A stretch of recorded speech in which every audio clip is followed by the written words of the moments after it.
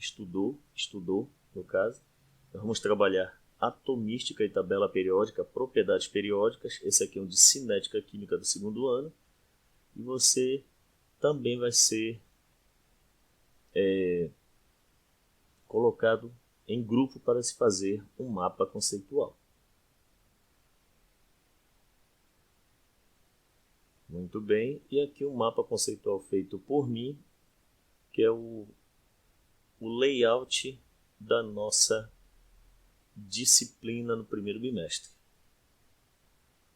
Muito bem.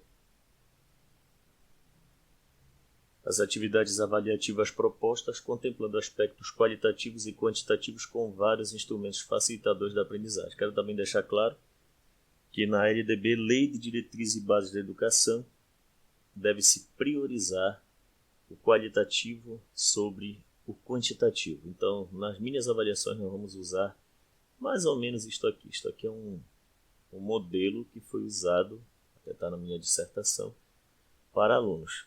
Leitura de artigo, primeira cobrança. Segunda, atividade experimental, nós vamos ter. Ainda que virtual. Elaboração de uma história em quadrinho e teste com questões subjetivas e de múltipla escolha. Vamos gerar uma média. Muitas atividades serão em grupo, como está aqui, essas três. E esta aqui já individual. Muito bem. Lembrando que a nossa média é 7. E essa aqui foi uma abordagem para 26 alunos. Então, nós vamos começar a nossa aula apresentando neste momento um vídeo muito interessante que foi desenvolvido pelo programa Cosmos, com a apresentação do Carl Sagan. Ok? Então, vamos lá começar. Este é o laboratório Cavendish, na Universidade de Cambridge, onde os constituintes do átomo foram descobertos. O reino do muito pequeno. Desde a época de Demócrito, no século V a.C., as pessoas especularam sobre a existência de átomos. Nas últimas centenas de anos, houve argumentos persuasivos, porém indiretos, de que toda a matéria é feita de átomos. Mas só em nossa época nós somos realmente capazes de vê-los. Aqui, as bolhas vermelhas são os movimentos pulsantes aleatórios dos átomos de urânio aumentados 100 milhões de vezes. Como Demócrito de Abdera teria gostado deste filme?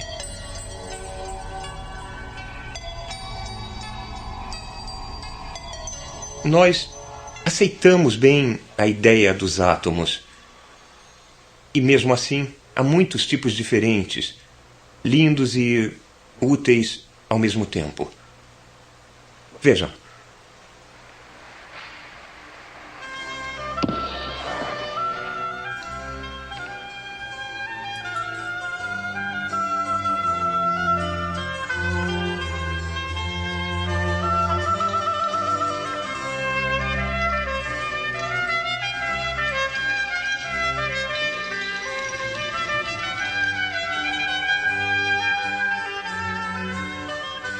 Há cerca de 92 tipos quimicamente distintos de átomos encontrados naturalmente na Terra.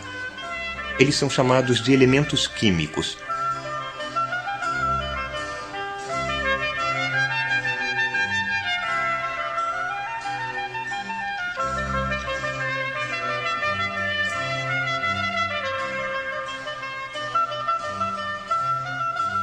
Virtualmente tudo o que vemos e conhecemos, toda a beleza do mundo natural, é feito desses poucos tipos de átomos arranjados em padrões químicos harmoniosos.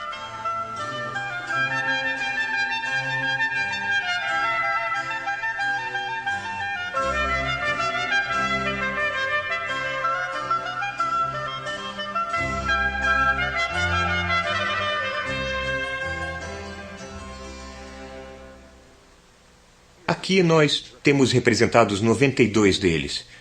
À temperatura ambiente, muitos deles são sólidos, alguns são gases, e 2 deles, bromo e mercúrio, são líquidos. Eles estão arrumados em ordem de complexidade.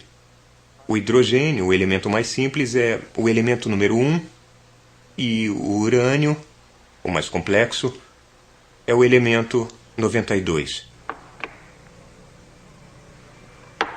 Alguns elementos são muito conhecidos, por exemplo, silício, oxigênio, magnésio, alumínio, ferro, os elementos que formam a Terra, ou hidrogênio, carbono, nitrogênio, oxigênio, fósforo, enxofre, os elementos que são essenciais à vida. Outros elementos são espetacularmente desconhecidos, por exemplo, hafnio, érbio, disprósio, praseodímio. Elementos com os quais não temos o hábito de esbarrar na vida diária. De um modo geral, quanto mais conhecido é um elemento, mais abundante ele é. Há grande quantidade de ferro na Terra, mas não tanto de ítrio.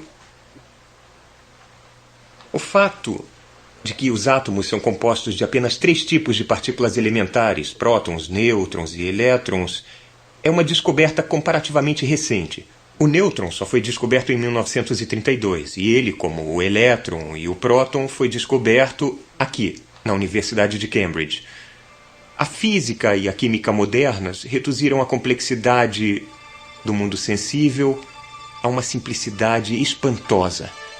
3 unidades, reunidas em padrões diferentes, fazem, essencialmente, tudo.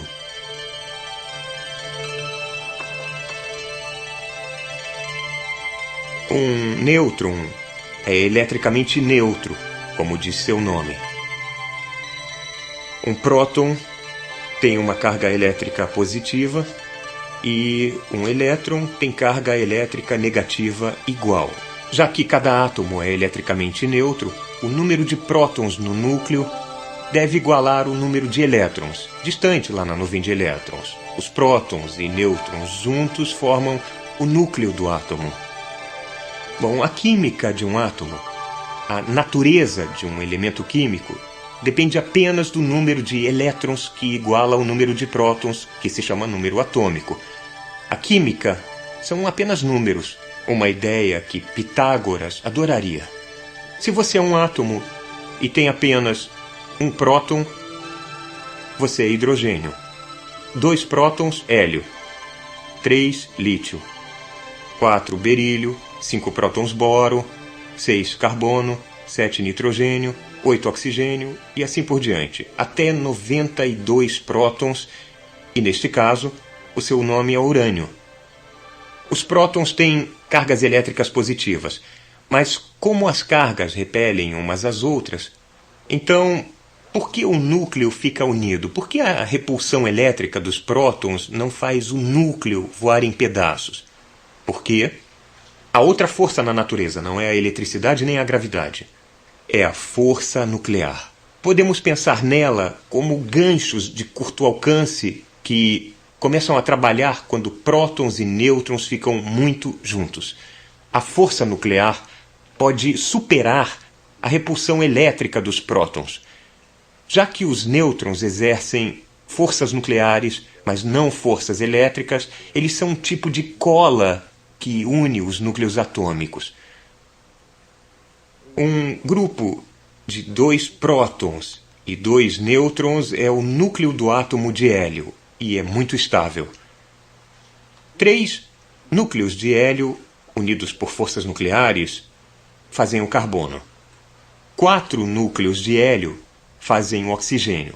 Não há diferença entre 4 núcleos de hélio unidos por forças nucleares e o núcleo do oxigênio. Eles são a mesma coisa.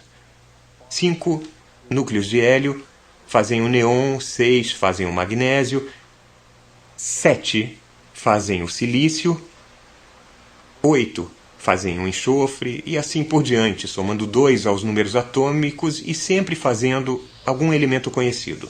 Sempre que somamos ou subtraímos um próton e os nêutrons suficientes para manter o núcleo unido, nós fazemos um novo elemento químico. Considerem o mercúrio.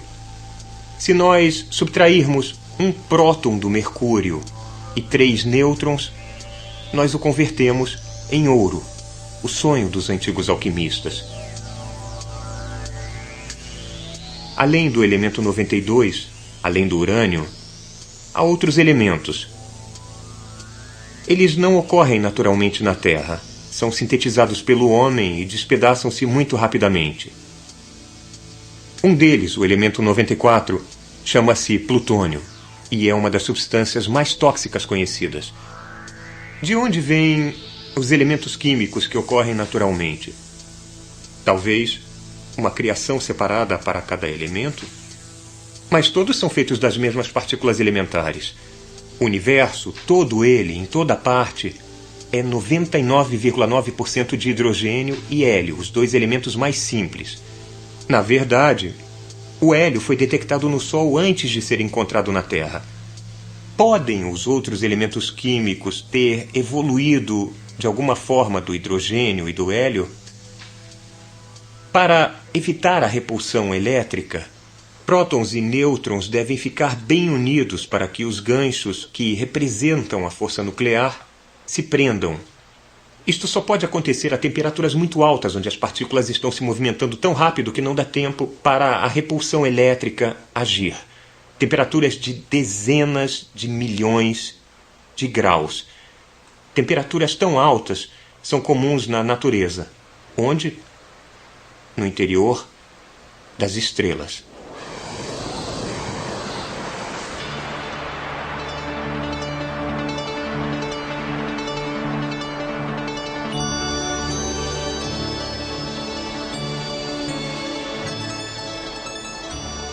Os átomos são feitos no interior das estrelas.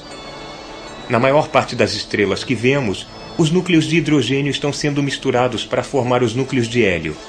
Sempre que um núcleo de hélio é feito, um fóton de luz é gerado. É por isso que as estrelas brilham.